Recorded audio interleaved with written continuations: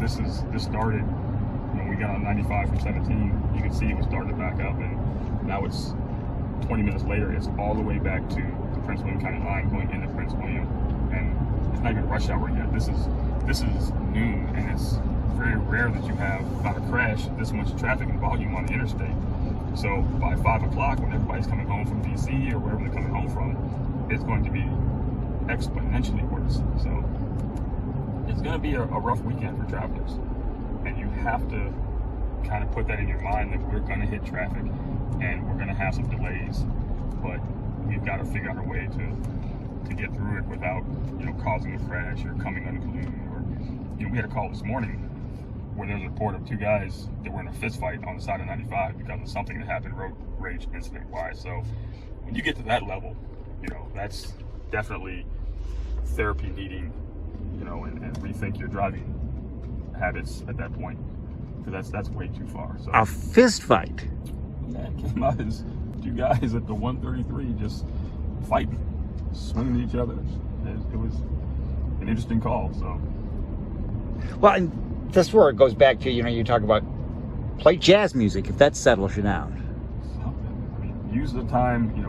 Get an audio book. If you're into reading, get your favorite audio book, your favorite author. The kids in the car. There's things to talk about. Car games, whatever you want to do. But you have to remember that this is going to be a part of our life for the foreseeable future. I mean, if you look at all the construction going on, there's another 15 miles of construction that we're dealing with.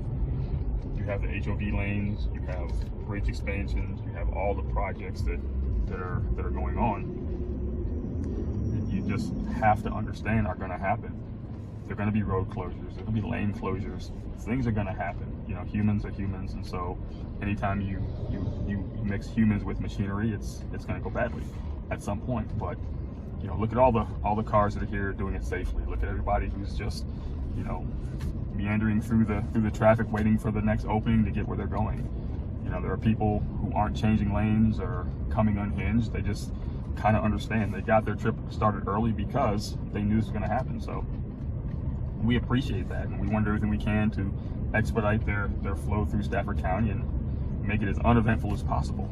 But you always have those folks who, I don't know why or where they get to that point, but it just becomes very dangerous, and it sets off a very dangerous string of events that affects these thousands of drivers that are coming through Stafford County. And you just think about an accident in this kind of situation just plugs everything up for hours. Well, we are at 11:20 in the morning, moving at a brisk 19 miles an hour. Okay, and you put that in simple math, it means an hour from now at 12:20 we'll have gone 19 miles, which will put us somewhere in Spotsylvania, which ordinarily would not take that long. So we know that it's going to be a long day.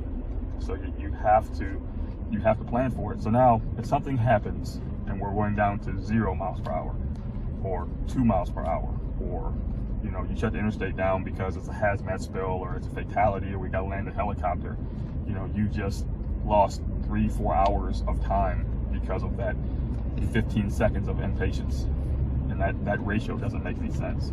So we understand things happen. There's a sick kid, I'm trying to get to the hospital, I'm trying to get to school, my parent called or this happened, and you have this rush to get there. But again, if you don't arrive safely, you've just compounded everybody's problem, and you're inviting people you don't know into your problem, because generally speaking, you're not going to run into somebody and they're not going to be like, oh, we got it. You're involving a perfect stranger into the debacle that is now traffic in Stafford County.